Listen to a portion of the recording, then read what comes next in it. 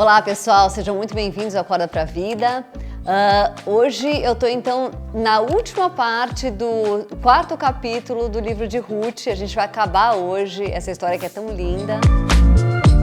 Para dar uma resumida aqui, é o seguinte: Elimeleque e Noemi eram um casal, tinham 2 filhos, eles foram de Belém para Moabe, lá Elimeleque morreu, os filhos casaram com 2 moabitas, Orfá e Ruth, eles também morreram. Ruth foi com a sogra dela então para Belém, para a terra da sogra dela, numa atitude assim de muito heroísmo da parte dela, porque era muito difícil ser uma viúva naquela época e não ficar com os pais, como a sogra tinha sugerido.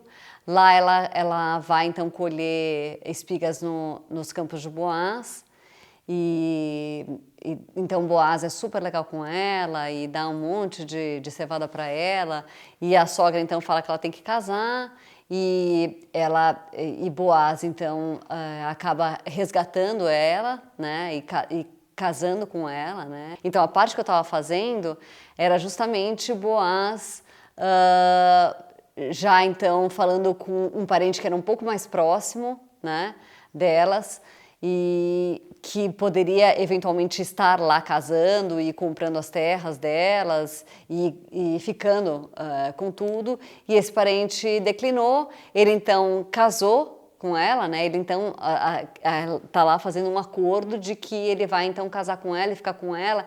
E as pessoas falam, olha, que vocês tenham muitos filhos, tudo. E é aí que a história ficou, né? Eu deixei aí até essa parte. O 13º versículo fala o seguinte: então Boaz levou Ruth para casa para ser mulher dele, e eles tiveram relações. E o Senhor deu a Ruth a bênção de ficar grávida, e ela deu à luz um filho. Vejam só o que está sendo dito, assim como eu falei, né, no último episódio. Olha só como está sendo colocado. E Deus deu a ela a bênção de ficar grávida, um presente enorme de ficar grávida. Como é importante, né, uma criança, um filho, uma pessoa, né, como são valiosas as pessoas, como são valiosas as crianças. É muito importante que a gente observe bem como Deus vê uma criança, né, como a gente deve ver uma criança. É um grande presente, como a gente deve valorizar as pessoas, né? Não as coisas, as pessoas. Que a gente está vivendo num mundo aí que os valores estão ao contrário, é isso. Daí as mulheres disseram para Noemi: glória a Deus que te deu hoje um neto para cuidar de você, que esse menino venha a ser famoso em Israel, que ele seja um consolo para o seu coração e te dê segurança na velhice. Quero parar para fazer aqui uma pausa, justamente nessa parte.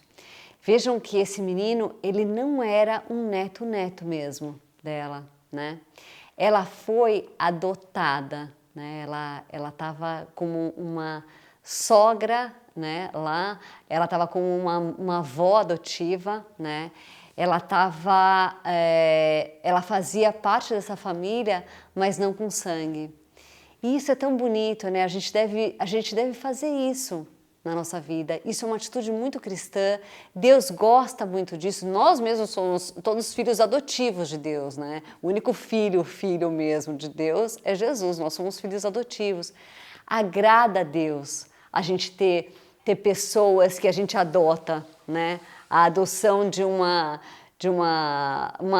avó, ou de um tio, ou de um primo. Isso é algo que realmente agrada a Deus. Então, toda oportunidade que você tiver de tratar alguém, né, que é um amigo, que é alguém que está na tua família, né, que está fazendo parte, que está frequentando a sua família, trate como realmente se fosse sua família, como se fosse seu sangue.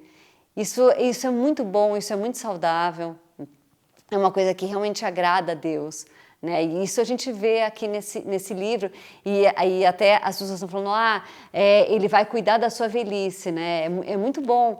Ela não era a avó de verdade dele, mas ela já estava sendo considerada como se fosse, ao ponto até de já as outras mulheres consideram, olha, quando ele ficar mais velho, ele vai cuidar de você, né?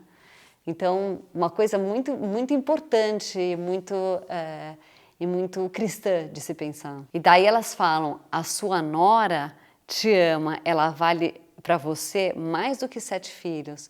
Veja aqui essa nora também, né? Uma nora super amorosa, que vale mais do que 7 filhos. Puxa vida, como é bom você fazer coisas pelas pessoas ao ponto de você valer mais do que 7 filhos, né? Como é importante isso, né? E como isso vai gerar bons frutos depois na sua vida, né? Ela tá aqui, ela por causa da fidelidade dela, a sogra dela, por causa dessa atitude tão nobre que ela teve lá atrás, com a sogra dela, de não ter abandonado a sogra, que ia ficar numa situação terrível, porque além de ter ficado viúva, então, quer dizer, numa situação de mendiga, ela ia ficar sozinha, uma mendiga sozinha mais velha. E a Ruth teve essa atitude tão nobre de ter continuado com a sogra, né? E então, o que elas falaram é uma verdade. Vale, essa tua nora está valendo mais do que 7 filhos teus. Queira valer mais do que 7 filhos na vida da sua sogra, queira valer mais do que 7 pessoas importantes na vida das pessoas, né? Esse deveria ser o nosso maior objetivo, né? Porque daqui do mundo a gente não vai levar nada, né? O caixão não tem gaveta. Mas justamente esse é o nosso plantio para a gente ter uma colheita eterna. Noemi então pegou o menino no colo e cuidou dele. Quando viram o menino, as mulheres da vizinhança disseram, nasceu um filho para Noemi.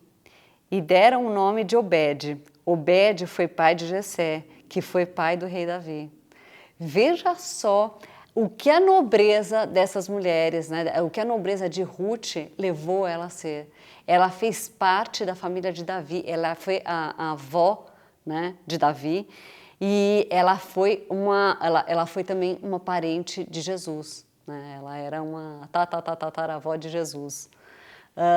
Que grande privilégio, né? Quando ela teve essa atitude de querer seguir a sogra, ela não fez isso porque ela queria ser super famosa ou porque ela queria ser uma pessoa que as pessoas iam falar, nossa, olha só, que boazinha, que maravilhosa. Ela não sabia nem o que ia acontecer. A única coisa que ela tinha como garantia é que ela ia viver com uma mendiga, com a sogra, que devia estar super chata, que já estava chegando lá e falando, aqui, ó, agora nem me chama de Noemi a feliz, agora me chama de Mara, amarga.